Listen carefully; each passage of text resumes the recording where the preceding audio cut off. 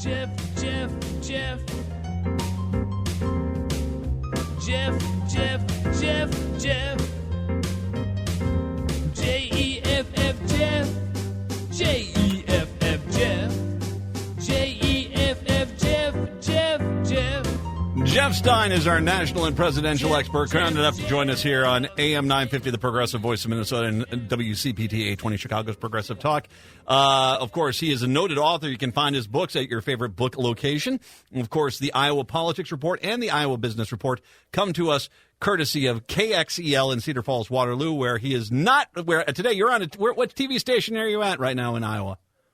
Well, this is my new studio. Oh, this is what I do every day. Yeah, I mean, we brought in the TV lights. I got used to them at the caucuses, and I decided I just didn't want to miss the opportunity to have cameras shadowing me at every move. Your schedule opened up quite a bit, didn't it? Well, first of all, to answer the direct question, I'm in our Iowa Talking Point studio at Studio 5 at Mud Advertising in Cedar Falls. We're going to do a caucus in review show here after you and I are done with this conversation. And I am fully aware, as opposed to some blowhards in this state, that the caucuses are done. I have turned into a pumpkin, and they'll call me in 3.5 years. Oh, and that's just fine with me. They should have figured that out when they started chugging the syrup over in New Hampshire. You know, it's over. No more corn. It's now time to drink the syrup. What was hilarious was right after Nikki Haley got done declaring that it was a two-candidate race. Keep in mind, she had just finished third. Yeah. Okay. But she then went and did an interview in front of the podium, and the first station she talked to was WMUR in New England. So, I mean, she didn't even leave the room before she had shifted focus. But, no, it's been interesting. I've just gotten used to these TV cameras. CNN International, Newsmax, Fox News Channel. That was all this week, and none of them measure up. I'm a guest. The fun of the Matt McNeil show. Well, I'm going to be a guest on a cable access show about squirrels. So yeah. Are you in favor or against? Oh, I love the squirrel. It's nature's woodland creature of enjoyment. Okay. I thought you were going to say it was the other white meat, but that is the reason I mention all those things is, again, just to show how nuts this whole circus is. Mm-hmm. That people from all over the world want to know what's going on, and again, you just have to have the attitude that says, "Thanks for coming. Now take your cold weather with you." And now it's a traveling roadshow. And so it's New Hampshire up next, and then South Carolina. So well, you've got Nevada. It's even worse. Oh, Nevada's right. If you want a clown show, look at what happened in Nevada. The DNC does not like caucuses. I mean, we know that. That's not a surprise. That goes back to the Tom Perez days. You and I have talked about that. So the Democrats who have the majority in the legislature in Nevada said, "All right, we're going to have a presidential primary," and they enacted one. But the Republicans then got their noses out of joint and said, "Nuts to you. We don't want anything to do with your primary. We're going to have our own caucus 2 days after your primary." The primary is the 6th of February. The caucus is the 8th. And they said the only way that we'll apportion delegates is if you participate in the caucus. Now, I will ask you, as a student of politics and just common sense generally, if you are a presidential candidate, Matt McNeil is running for president as a Republican. Let that sink in for just a moment to show what a hypothetical this is.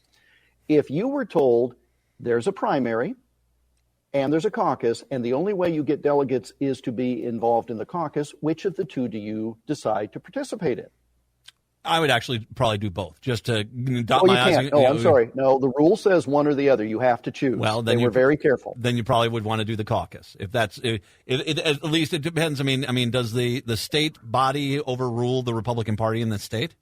No, because again, it's you just, as the party, you determine how your delegates will be apportioned. And the party said the only way you're going to get delegates is if you do the caucus. You get to choose. Nikki Haley inexplicably chose the primary. Well, I think she's hoping for a big boost after South Carolina or after New Hampshire. We'll have to see what happens on that. Yeah, well, it's New Hampshire, then Nevada, then South Carolina. So what I'm saying is she'll be coasting into South Carolina, winning a one candidate on the ballot primary, when the delegates went the other direction to anybody else, I'm not sure that's the best strategic move, but it's the one her team made. All right, I want to talk to you about something. Like I said, I didn't come up with this. I saw some other people talking about this, and I actually started coming around and saying, okay, wait, this is right. I, myself, you, a lot of other people have talked about the Iowa caucuses, much like it was 2016, a full, fresh-faced group of people that were going to be there. That's not what we just had. It wasn't like Tom Emmer was down there. It was Donald Trump. Donald Trump has claimed that he's still won the election. He has been running for this for 3 years. His supporters all think he's the president. He is acting like an incumbent. Now, he is not an incumbent. In 2020, he got 98% of the vote. I think Governor Well down there got 1% or a little bit more than 1%, but he overwhelming as the incumbent there. Right. This is not... This Iowa caucus was far more like his incumbent race than the fresh face race. He wasn't a fresh face. He is beloved, and he has got this base. I understand that there's a lot of people that try to come on out right away and sell 51% as, oh, well, look how great he did. I'm starting to look at that and say, wait a second here. How did you not get someone like 70, 80%? Because you've been running for this. You are a former president. You are acting as an incumbent. Your followers act like an incumbent. And frankly, you should have done better than 51%, considering all those things in line with you. And yet he only got 51%. Well, you're forgetting the 91 criminal charges and a few other things that led people to perhaps look a different way. To put it into context, only twice in history during a contested primary or a contested caucus, only twice had the winner topped 40%. The high watermark was 45. So he set a record for the highest percentage in a contested caucus. And this was contested, quite obviously. I'm not disputing your points about quote unquote incumbency. The largest margin of victory previously was 12 percentage points. He won by 30. Okay, so by all measures, it's a huge win. But and I was just asked that by someone else, somebody I think that you know. Well, that means 49% voted against him. Okay, where would the DeSantis supporters go if not for DeSantis? It would be Trump. Yeah. Okay, so take his 21% and add it to the 51. Now you're at 72. Ramaswamy got about 8%. Well, now he's endorsed Trump, so now you're up to 80%. I mean, realistically, nobody's ever done this level. Now, can the Haley people and the DeSantis people, because, there's been no love lost, are they going to be able to mend fences and support him if he's the ultimate nominee? That's the real challenge. But here's something that's really interesting about the Haley effort, and it's something that I bet we talk about next Wednesday, right after the New Hampshire primary, and it is this. A lot of Democrats, because there was no race in Iowa, crossed over. And they interviewed some people in Johnson County. That's Iowa City, or as I call it, the People's Republic of Johnson County. It's the only one of the Iowa counties that did not go for Trump. Yes. And Haley won by 1 vote. So, your cousin Fred and cousin Bertha living out there near Solon in rural Johnson County who decided to skip it, well, it could have made a difference. But I don't know if you have cousins, but, I'm just wondering how many, it only took 2 to give them a clean sweep. But the newscast interviewed a woman who said that she was a lifelong Democrat and was still a passionate Democrat, but she crossed over and became a Republican for a night because she wanted to, quote, vote against Donald Trump one extra time, unquote. And she caucused for Haley. Now, you get to New Hampshire. You don't have to change your party registration. You simply say, I'm a Democrat. The party has disavowed sanctioning this primary. Biden is not on the ballot. We don't want to participate, with all due respect to Dean Phillips and Marianne Williamson. They just show up as a registered Democrat, say, give me a red ballot, and get a chance to vote against Trump one more time. You're going to see that, I think, hugely. And it's going to propel Haley because that's the logical person to vote for. If you're one of those who wants to engage in those shenanigans. And by the way, Republicans have done it to Democrats in the past. So it's not anything. I'm not picking on a party here. I want to go back to the caucus thing, though, because you bring up about DeSantis and Vivek Ramaswamy and stuff like this. And, undeniably. But still, Trump did not get those votes. That night, right? Probably the most comparable of this, and it's hard. I went back to Carter 1980. That is when Ted Kennedy was putting up a challenge to Carter. Iowa was on January 21st that year. Carter got 59.16% of the vote, and Kennedy got 31. So when you look at the numbers, Carter did better versus Kennedy than Trump did against DeSantis and Haley. Just when you look at those numbers. And once again, not a perfect comparison because Carter was the incumbent at that point. But Trump has played himself out here. The narrative after 1980 was, boy, oh boy, the Democrats are split. The Democrats are broken. The Democrats are wrong. Look at this. Almost over a third have basically abandoned Carter and are going to Kennedy. This time, and once again, we could make a strong argument that this was more like a 2020 caucus than a 2016 caucus. The fact is the narrative was very different. It's, Trump, magnificent win. There's DeSantis and Haley actually pulled more than Kennedy did against Carter back then. And once again, you're right. New Hampshire and Nikki Haley seems to have done a pretty good job campaigning there. Nevada is a mess. But then you're going to go to South Carolina where Haley's going to put a pretty big fight there. I just do not see Trump, even within the Republican Party, having the support that his campaign is putting out there, the Republican Party is putting out there. He should have done a lot better. I'm not saying he should have done exactly like an incumbent. Once again, it's not an exact comparison. But he should have done a lot better, considering the status of what we're looking at. I mean, I try to think about, and there's no numbers on this. I think, wasn't it Roosevelt? Teddy Roosevelt didn't run, and then he ran against Taft and Wilson, and right. It was the Bull Moose Party. Yeah, it was just. But there's nothing about that. I couldn't find anything about what comparison, because that'd probably be the locus, the next comparison. Then going back to Cleveland, who ran after he lost his term, but it doesn't happen that often. I just think that.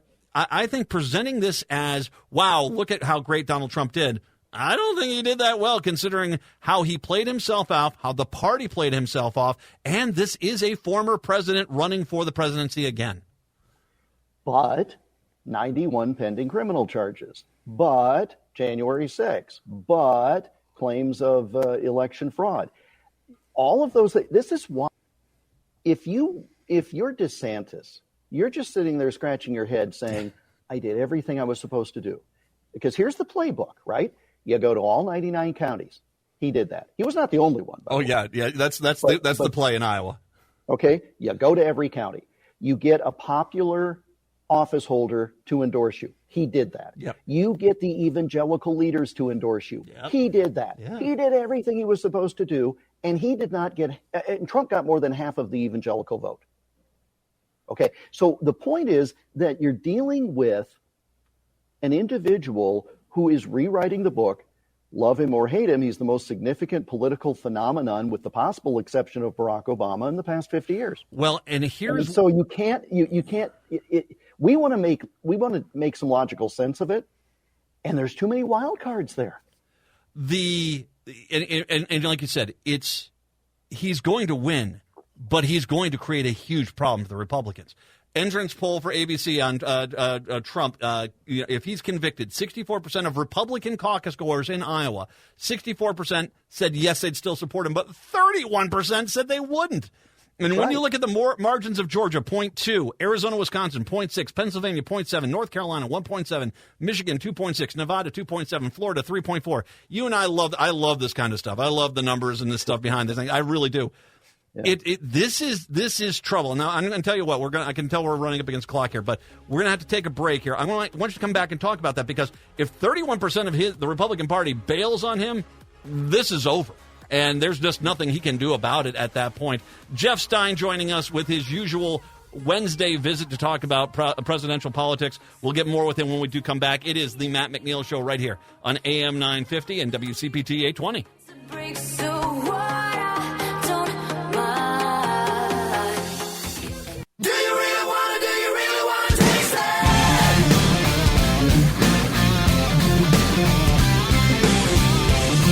It is the Matt McNeil Show on your Wednesday. Jeff Stein with his usual Wednesday visit, going and talking politics. I want to, if I can, I'm piggyback on what I mentioned before the break, which was that if he's convicted, basically a third of the voters in Iowa have said that they are going to abandon him. But a Des Moines Register poll of Republican caucus voters, actual Republicans, said 71% would vote for Trump if it was Trump versus Biden, but 11% of them said if it was those two people, 11% of Republican caucus voters by the Des Moines poll said they would vote for Biden.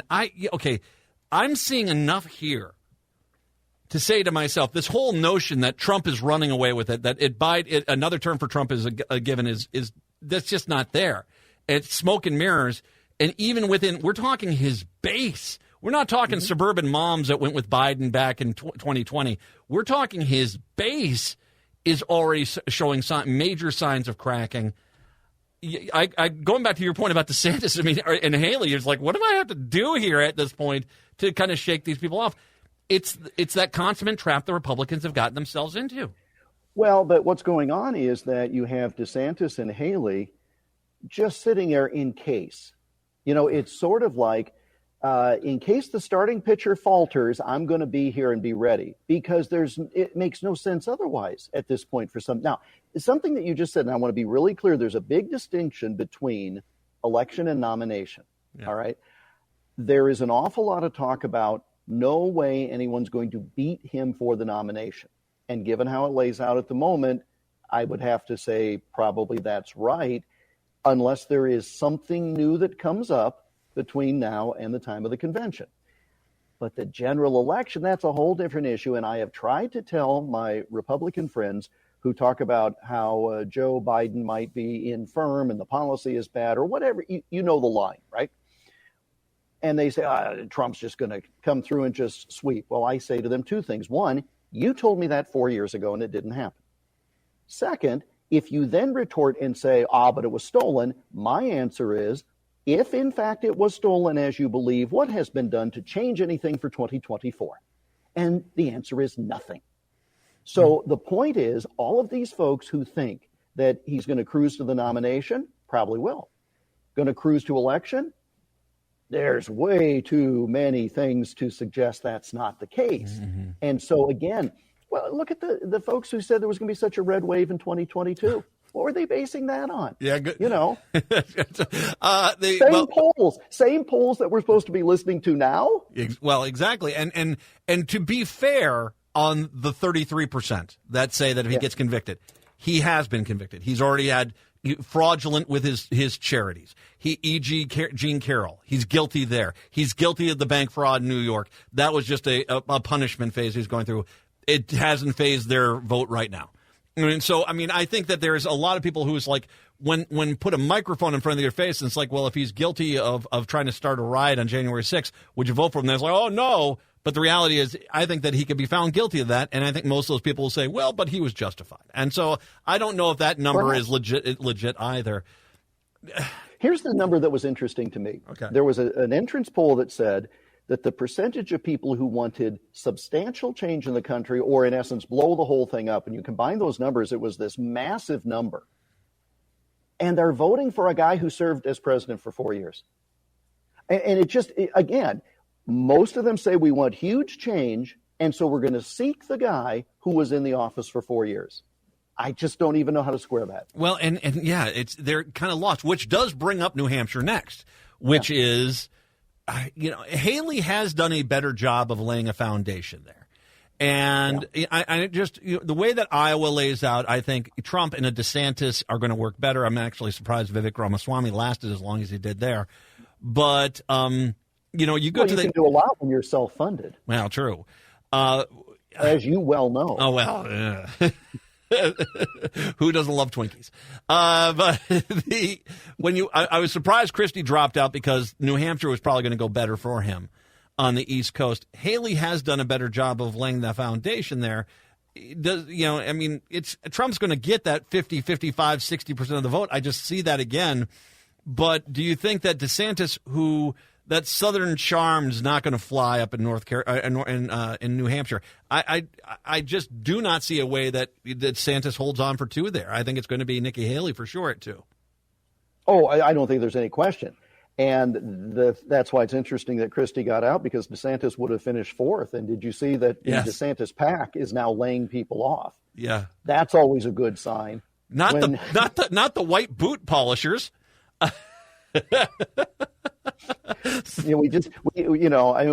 Times are tough all over, Matt, and sometimes you just have to cut, and it hurts. And losing the white boot polishers could be part of it. Nancy Sinatra could not be reached for comment.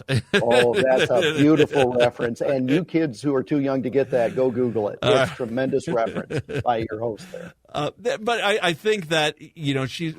How close does she make it? And once again, this is like football speculation at this point. But I mean, it's considering what you saw in Iowa, you saw the layout, you saw the teams, you saw the commitment, you saw the volunteers, you saw that all on the ground.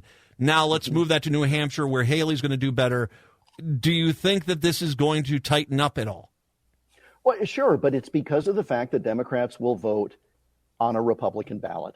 It doesn't have anything to do with ground game. It doesn't have anything to do with anything other than, hey, I get another chance to vote against Trump. Sign me up. Because, again, if that many people did it in Iowa when they had to go through stuff, like changing party registration, et cetera, in the cold, have to do anything. In the cold, too. It should be noted. I mean, that was. Absolutely. I mean, when you look at 56,000 people showing up, I mean, that was down a little bit. But, I mean, the weather did play a pretty big role there. Well, it played a role, and that hurt her. Because her supporters were not the rank-and-file Republican who supported DeSantis or Trump. And so that's why she's going to do tremendously well in New Hampshire.